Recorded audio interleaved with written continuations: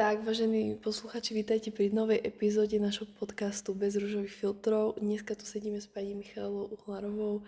Prosím, pani Uhlárová, predstavte sa nám. Takže ahojte, alebo teda dobrý deň.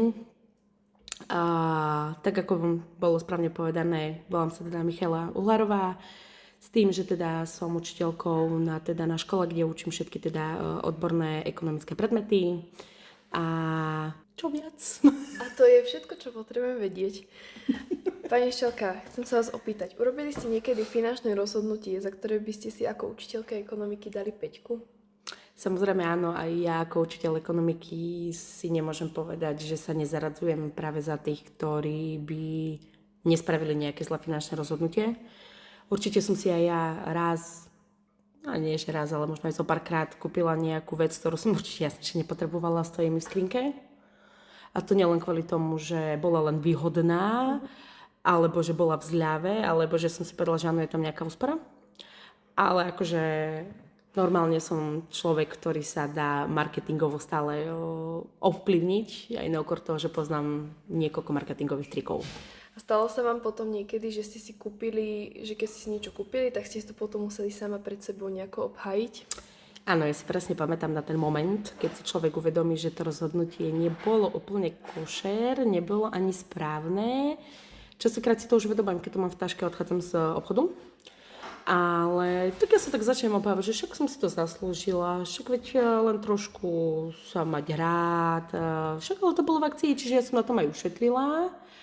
A ani sa skôr možno neospravedlňujem, len si to tak logicky zdôrazňujem, že podľa seba tak, že veď áno, veď mala som na to nárok. Podľa tej našej ženskej matematiky, že?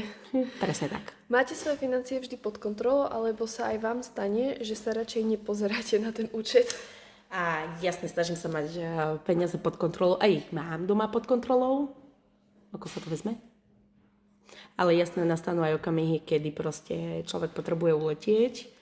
Nehovorím, že je to stále, ale nájdu sa aj, alebo teda možno predtým, keby som sa tak dala, že do vašeho veku, tak určite môžem povedať, že bola aj situácia, kedy som si normálne že aplikáciu odstranila. A ako by ste ohodnotili finančnú gramotnosť dnešnej generácie? Keďže s ňou pracujete, tak akú známku by ste tomu teda dali a prečo? Ja by som dala také, že známku, taký zlatý stred, že 3 plus možno. Nedala by som to ani, že 2. Nie je to ani 3, nie je to ani 2/3. Je to taká lepšia 3.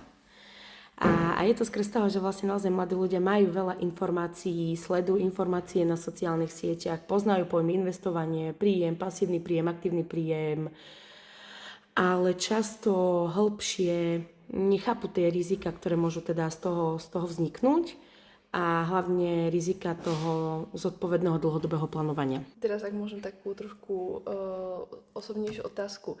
Je pre vás horšie vidieť rast cien alebo stav účtu po nákupoch?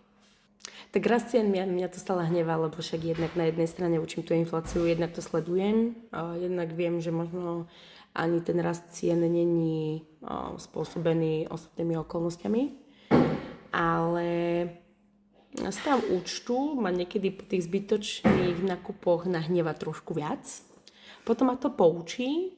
A už som napríklad aj stála situácia, alebo teda možnosť, kedy som sa natoľko nahnevala, že som sa otočila a som to išla vrátiť. No tak. Bolo to asi 2-krát. No a na záver ešte, keď sa vás môžem opýtať, tak čo by ste odkázali svojim študentom? Na čo si majú teraz mladí ľudia dávať pozor? Čo by som ja odkázala študentom? Ja by som odkázala to, aby sa nenechali nejako ovplyvniť emóciami, aby sa nenechali ovplyvniť trendami, tlakom okolia. Vlastne peniaze by mali byť nástroj, nie cieľ. To je veľmi dôležité, aby to všetci pochopili. Peniaze potrebujem na to, aby som si niečo mohol kúpiť, ale nie preto, aby som si toto mohol hlavne kúpiť. A vlastne aj tá najväčšia finančná sloboda neprichádza z toho, že veľa zarobíte, ale z toho, že viete efektívne hospodariť.